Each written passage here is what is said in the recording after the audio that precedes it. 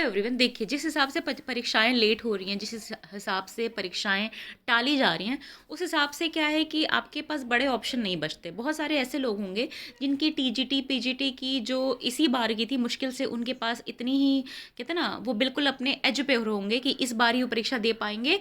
Otherwise आगे जो परीक्षाएं आएंगी उसके लिए उनकी उम्र निकल चुकी होगी, है ना। अब परीक्षाएं 2022 में 22 में आया था फॉर्म, अभी 25 तक नहीं हो पाई, लेकिन उम्र तो कहीं बैठी ही नहीं है, वो तो निकलेगी ही निकलेगी। और ऐसा भी नहीं है कि गवर्नमेंट आपको ज़्यादा और मौके दे रही है। देखिए, बाकी सब काम गवर्नमेंट टाइम पे करती है, इलेक्शन, उसका रिजल्ट, और फिर फटाफट कहते हैं ना पद ग्रहण कर लेना। लेकिन जो एग्ज़ाम्स है वो टाइम पे नहीं हो रहे, ठीक है। तो खैर वो आप और हम कुछ कर भी नहीं सकते। बस ये कर सकते हैं कि आप अगर यूजीसी नेट की तैयारी कर रहे हैं, नेट के अलावा आप सोचते हैं कि नेट के साथ आप प्रोफेसर बन जाएंगे, अच्छी बात है, बनना भी चाहिए। लेकिन उसके अलावा और भी जो अपने ऑप्शन बी है ना आपका, वो भी रखना चाहिए, क्योंकि आजकल कुछ भरोसा नहीं है, ठीक है। तो यूजीसी नेट के अलावा आप जिस भी कॉम्पिटिटिव एग्ज़ाम की तैयारी कर रहे हैं, या जो भी अ, आप जिस भी एग्ज़ाम की तैयारी कर रहे हैं, आपको उसके अलावा भी जो भी परीक्षाएं आती हैं जिनके लिए आप योग्य हैं, जिनके लिए आप एलिजिबल हैं, वो आपको भरनी चाहिए। अदरवाइज़, क्योंकि ताकि आपके पास ज़्यादा से ज़्यादा ऑप्शन रहे। अब देखिए, ज़्यादा समय ना लेते हुए मैं अपना कैमरा अभी आपको टर्न करूँगी, बैक कैमरा, और मैं आपको एक फॉर्म दिखा रही हूँ जो आपने ऑलरेडी देखा भी होगा।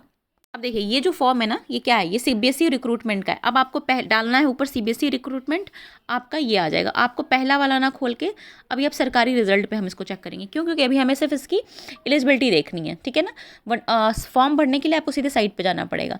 अब देखिए, इसमें क्या लिखा हुआ है कि नोटिफिकेशन डेट कब से आई है, 2 दिसंबर से आई है, एप्लीकेशन स्टार्ट 2 दिसंबर से, और लास्ट डेट अभी अप्लाई करने का 22 दिसंबर 2025 है, ठीक है ना। फीस पेमेंट भी 22 दिसंबर है, हालांकि फीस इन्होंने बहुत ज़्यादा रखी हुई है। देखिए, इन्होंने ओबीसी ईडब्ल्यूएस जनरल की फ़ीस 1750 रखी है, सीबीएसई ओबीसी ईडब्ल्यूएस की जनरल ओबीसी ईडब्ल्यूएस की फ़ीस 1050। मतलब देखिए, अगर आप इसमें कई सारे फॉर्म आए हैं, group A, group B, group C के, तो अगर आप ग्रुप ए का भरते हैं फॉर्म तो 1750 ईच का, मतलब मान लीजिए आप 2 के लिए एलिजिबल हैं, आपने 2 फॉर्म भरे, तो आपको सब पे एक फॉर्म पे 1750, फिर दूसरे पे भी 1750 पे करना पड़ेगा। अगर आप ग्रुप बी और सी के लिए एलिजिबल हैं तो आपका 1050 लगेगा। अगर आप SC ST ESM PH या ऑल फीमेल हैं, मतलब ऑल फीमेल का मतलब किसी भी राज्य से, किसी भी कैटेगरी से बिलोंग करती हैं, और अगर आप महिला अभ्यर्थी हैं तो आपकी फ़ीस 250 ही लगेगी, ठीक है। और आपका किसी भी माध्यम से क्रेडिट, डेबिट और नेट बैंकिंग, ऑफलाइन और थ्रू ई चालान, आप कैसे भी फॉर्म भर सकते हैं, ठीक है ना। अब देखिए, मैक्सिमम एज क्या दी है इसमें, मिनिमम एज 18 एज है, और मैक्सिमम जो एज है इसकी 27, 30, 35 पोस्ट वाइज इन्होंने निकाली है, ठीक है ना। अब देखिए, इसमें आप कौन सा फॉर्म भर सकते हैं, मुझे जहाँ तक पता है आप असिस्टेंट सेक्रेटरी के लिए आप सब एलिजिबल होंगे, क्योंकि इसमें केवल एनी बैचलर डिग्री और equivalent eligibility from any recognised university institution in India. आपने सिर्फ बैचलर डिग्री की हो किसी भी, या उसके इक्वलेंट कुछ किया हो, मतलब BA BSc BCom कुछ भी किया हो आपने, तो आप ये फॉर्म भरने के लिए एलिजिबल हैं। इसमें 8 टोटल पोस्ट हैं, और अगर आप मास्टर्स हैं तो आप असिस्टेंट प्रोफेसर के लिए जा सकते हैं, क्योंकि इसमें PG डिग्री मांगा है इन एनी डिसिप्लिन, ठीक है ना। हाँ, ठीक है। इसमें कहीं भी ये नहीं लिखा कि आपको नेट होना ज़रूरी है, ऐसा कुछ नहीं। अगर आप नॉन नेट स्टूडेंट हैं तो भी आप ये फॉर्म भर सकते हैं।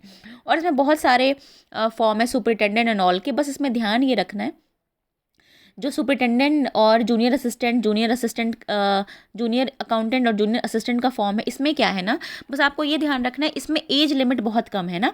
लेकिन अगर आप 30 साल के अंदर हैं तो मुझे जहाँ तक पता है आप लगभग सभी फॉर्म में अप्लाई कर सकते हैं। लेकिन जिनकी उम्र 30 से 32-35 के बीच में है, वो junior secretary, sorry assistant secretary और असिस्टेंट प्रोफेसर के लिए अप्लाई कर सकता है, ठीक है। अब देखिए, इसमें इन्होंने दिया है कि आपका एग्ज़ाम कैसे होगा, तो आपका बिल्कुल सिलेक्शन प्रोसीजर कैसा है। देखिए कि आपका पहले Tier 1 में रिटन एग्ज़ाम होगा, सब ऑल जो भी पोस्ट हैं सबके लिए। फिर Tier 2 होगा, वो भी रिटन एग्ज़ाम होगा फॉर ऑल पोस्ट के लिए। फिर इंटरव्यू होगा, और कुछ में टाइपिंग टेस्ट होगा। जैसे मान लीजिए जिन्होंने जूनियर असिस्टेंट का फॉर्म भरा है या अकाउंटेंट का भरा है, उनको टाइपिंग का भी टेस्ट देना पड़ेगा। Document verification and medical exam, ये आपका सारा है, ठीक है। ये आपकी सारी चीज़ें हैं। अब देखिए, अब आपको अप्लाई करना है तो आप इनमें से कहीं भी क्लिक करके अप्लाई कर सकते हैं। लेकिन जहाँ तक मुझे पता है, इसमें उम्र जो इन्होंने दी है